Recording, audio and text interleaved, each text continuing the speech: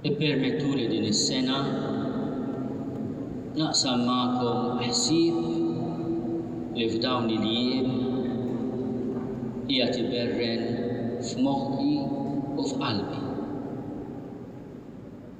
U li nixtieq nisselfu biex niċċelebra magħkom b'sinifikat u b'sentiment profond l-Għid tal-Assunta. Meta nħares lejn il-Gżejjer tagħna, lejn iż-żewġ djoċeżijiet eżis tagħna ta' Malta u Għawdex, nifhem kemm is-sirijietna kellhom għall-qalb din il-festa għażiża. Nistgħu ngħidu li l-parroċċi u l-knejjes iddedikati lil Santa Marija taħt it-titlu tal-Assunta huma ħafna. Il-festa tiksi u żejjen lill-Gżejjer tagħna bil-ġieħ. U tajjeb nifhmu ir-raġuni profonda għaliex għandna niċċelebraw ferħ kbir l-Għid tal-Assunta. Għaliex għandna nifirħu dan il-privileġġ singolari li bina li bentalla ma' l-bniedem oġbu iżejjed bih lil Marija. U nistaqsu lil nfusna, imma dak li qegħdin niċċelebraw kif jgħod għalina? X'sinifikat għandu fid-dinja u fiż-żmien tal-lum? L-ewwel aħna qegħdin niċċelebraw avveniment. M'aħniex qed niċċelebraw mit. Il-tradizzjoni qawwija fil-poplu Nisrani hija li meta difnu lil Santa Marija wara ftit sabu il-qabar tagħha vojt. Il-Knisja reġgħet għaddiet mill-istess esperjenza straordinarja għalkemm fuq livell totalment differenti ta' meta fl-ewwel jum tal-ġimgħa Marija Maddalena u nisa oħra twajbin marru ħdejn il-qabar tal-Imgħallem u jiskopru qabar vojt. Il-tradizzjoni ma titkellimx fuq xi ħaġa li raw id-dixxipli, imma il-persważjoni tagħhom kienet li l-omm ingħatat minn bina u bil-qawwa ta' bina il-privileġġ tal-inxoxt mill-mewt. U l-ġisem tagħha bħal tiegħu ma rax it-taħsir. Hi li kienet mingħajr dnub għaliex Alla ħarisha mid-dnub. Hi li s-sensi tagħha użathom kollha f'għanja ta' umiltà tarat il-ħajr lill-Alla. Użathom biex tkun ta' servizz għall-umanità, ta' sosten għad-dixxipli. Dik li bħalma qalet il-mara fost il-folla kienet imbierka fil-ġuf tagħha u f'sidierha, imma kienet ukoll kif qaltilha Elisabetta imbierka fis-smigħ tagħha tal-kelma u fl-emin imbierka int li hemm int. Marija ta' Nazaret li rat il-bina imut fuq is-salib, li ratu jindifen u li ferħet fil-qawmin mill-imwiet ta' bina u fid-don tal-Ispirtu Santu moti li d-disċipli tiegħu miġburin magħha f'Pentekoste li Marija ta' Nazaret injixna li ma tarax f'ġisimha it-taħsir tal-mewt u li tissieħeb fil-glorja ma' bina bħalma se nissieħbu aħna fl-aħħar ta' żmien. Id-distinzjoni bejn il-xoxt tal-iben u tal-om hija kbira ħafna. Għax l-iben iqum bil-qawwa tiegħu tal-iben ta' Alla.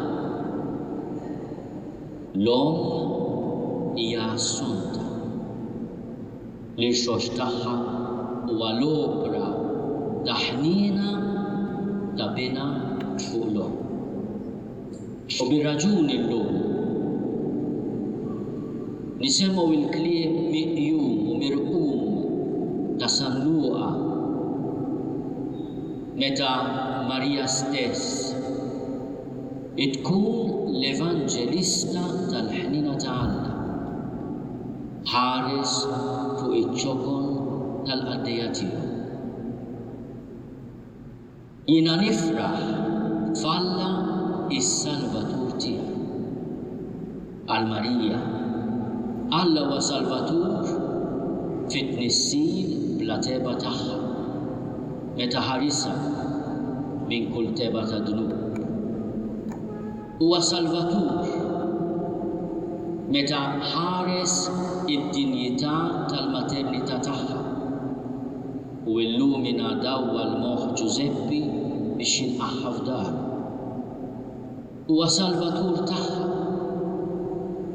meta reġa' tagħli l-bina mitlu f'Ġerusalemm. Huwa Salvatur tagħha meta għall-kelma meqjusa tagħha bina stess jibda l-ewwel sinjal tiegħu waqt it-tieġ ta' Kana. Huwa Salvatur tagħha għax hi imħarsa midlub bil-merti tad-demm imqaddes ta' bina imsalla fuq is-salib. U Salvatur tagħha dan il-misteru kbir li qegħdin niċċelebraw illum, il-ħarsin tagħha mit-taħsir tal-qabar, il-xox tagħha mill-mewt. San Pawl missierna bħalma jikkummenta il-kbir Papa Piju XII fl-Ittra Apostolika Munificentissimus Deus. Jaqgħad ħafna l-element tad-dnub mal-mewt. U meta aħna inħarsu lejn Marija u naraw din il-mara imnisla bla teba ta' dnub, imħarsa mit-taħsir tal-qabar u tal-mewt, aħna nħarsu lejn nfusna u narawna miksijin bil-ħtija ta' dnub u umiljati minħabba djufija tagħna. U meta nerfu ħsibijietna u qalbna leha, aħna fiha naraw dik il-kewkba natana. Mhux ta' bxejn fit-talba l-antifona sabiħa tas-Salve Reġina insejħula tama tagħna. Slim għalik, Sultan, Om tal-ħnina, ħajja, ħlewwa tama tagħna. Spes nostra, salva, slim għalik. It-tama tagħna li l-intrefu minn dnubietna u li bħala kif u meta jrid il-mulej ngħaddu mill-mewt għal-ħajja. San Pawl missierna fl-ittra lill-Efesin fis-silta li l-Knisja f'din il-festa kbira tħabbar fl-ewwel qari mill-uffiċċju tal-qari ifakkarna li aħna konna mejtin bid-dnubietna u ħtijietna li fihom darba mxejna skont ix-xejra ta' din id-dinja, skont il-kab tas-saltna tal-ajru, tal-ispirtu li bħalissa qiegħed jaħdem fost dawk li ma jisimgħux. Pawlu l-Apostlu missierna jgħid aħna wkoll għexna darba mqarqa fil-passjonijiet ta' ġisimna. Konna nagħmlu l-opri tar-rida tal-ġisem femietna. Konna minna nfusna u li tinkorna bħal bqija tal-bnedmin. Aħna llum biex niċċelebraw verament u b'ferħ kbir lejt tal-Assunta. Irridu sens kbir ta' verità u ta' umiltà. Narfu ħtijietna u l-bżonn radikali tagħna tal-ħnina tagħna. Jekk inti ma tarafx din il-verità fuq l-istorja ta' ħajtek, fuqek innifsek, allura ma tistax terfa' ħarstek il-fuq lejn Marija u minna tieħu raġġ ta' tagħha, raġġ safi ta' mħabba qawwija li tagħmlek qaddisa ta' vera.